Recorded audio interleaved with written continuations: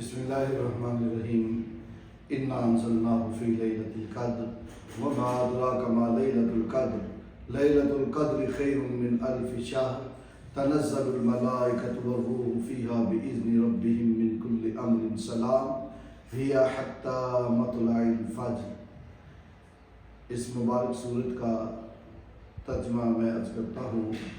اللہ رب العزت اپنے پاک قرآن میں ارشاد فرماتے ہیں، ہم نے اس پاک قرآن کو شب قدر میں نازل کیا، اور تمہیں کیا معلوم شب قدر کیا ہے؟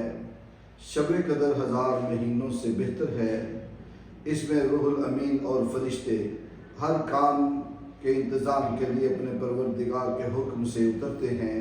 یہ رات طلوع صبح تک امان اور سلامتی ہے۔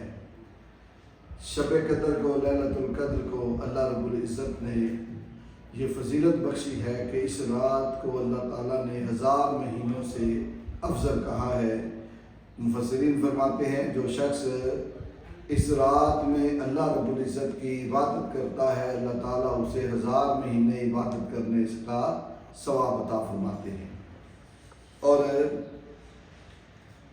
جو شخص اس رات میں اللہ رب العزت کی عبادت کرتا ہے، روح الامین اس سے ملاقات فرماتے ہیں۔ یہ رات بڑی برکت والی رات ہے، یہ نزول قرآن کی رات ہے، یہ وصول قرآن کی رات ہے۔ سب سے پہلی وحی جو نبی رحمت صلی اللہ علیہ وسلم پر نازل ہوئی اسی رات میں نازل ہوئی، اور یہ وہ رات ہے جس رات میں عام جگہ پر ختم قرآن ہوتا ہے۔ یہ وہ رات ہے جہاں عام طور پر مساجد میں تراویح میں جو قرآن پاک پڑھا جاتا ہے اس کی تکمیل ہوتی ہے، اور جب ختم قرآن ہو، تکمیل قرآن ہو، اس وقت جو دعا کی جائے وہ قبول ہوتی ہے۔ نبی رحمت صلی اللہ علیہ وآلہ وسلم کے پیارے صحابہ کرام جو ہے ان کا معمول تھا، جب وہ ختم قرآن کرتے، تکمیل قرآن ہوتی، تو وہ اپنے گھر والوں کو، اپنے دوستوں کو اکٹھا کرتے اور دعا کرتے۔ ایک اور حدیث پاک میں آپ کے سامنے عرض کرتا ہوں، یوں ہے کہ حضرت انس بن مالک رضی اللہ تعالی عنہ سے روایت ہے، آپ فرماتے ہیں کہ رسول اللہ صلی اللہ علیہ وسلم جب بھی قرآن کریم مکمل فرماتے تو اپنے گھر والوں اور قریبی لوگوں کو جمع کر کے آپ دعا فرمایا کرتے تھے۔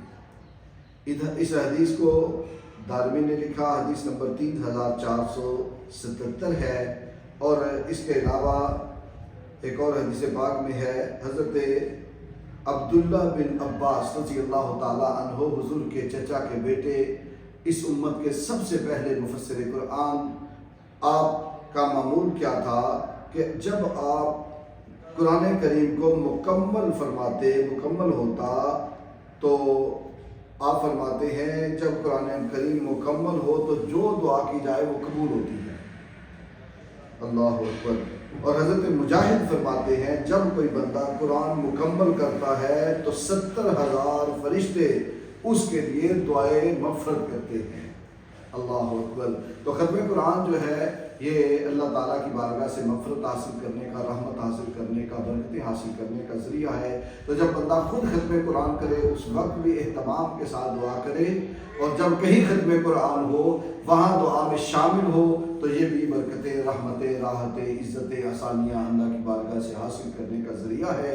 تو میں ساتھیوں کو یہ دعوت بھی دوں گا کہ آج بھی انشاءاللہ رات شبینہ جو طالب علموں نے، بچوں نے پڑھا اس عشرے کے اندر، رات 10:30 بجے انشاءاللہ دعا ہوگی، تو تشریف لائیں، اس میں بھی شامل ہو۔ ختم قرآن ہے، تکمیل قرآن پر وہ دعا ہو رہی ہے، اور کل انشاءاللہ العزیز بروز جمعرات تراویح میں، نماز تراویح میں جو قاری صاحب نے قرآن کریم مکمل کیا، کل انشاءاللہ وہ تکمیل قرآن ہوگا، وہ بھی قرآن کریم کل مکمل ہو جائے گا، تو اس کے بعد بھی انشاءاللہ دعا ہوگی۔